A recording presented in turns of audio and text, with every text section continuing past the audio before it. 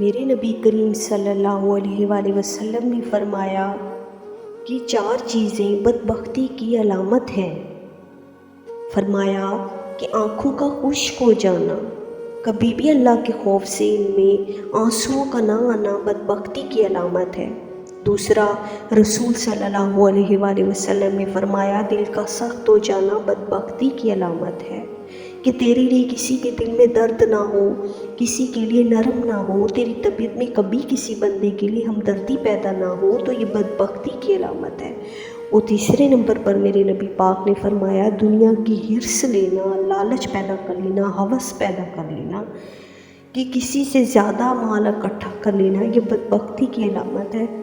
کہ دیکھیں کس طرح کے روحانی امراض ہیں جو بندے کو کس قدر اس کی زندگی کو برباد کر دیتے ہیں۔ چوتھے نمبر پر میرے نبی پاک صلی اللہ علیہ وآلہ وسلم نے فرمایا لمبی امیدیں وابستہ کر لینا۔ اپنی دعاؤں میں یاد رکھیے گا، میرے چینل کو سبسکرائب کر لیں۔ تھینک یو سو مچ۔ اللہ حافظ۔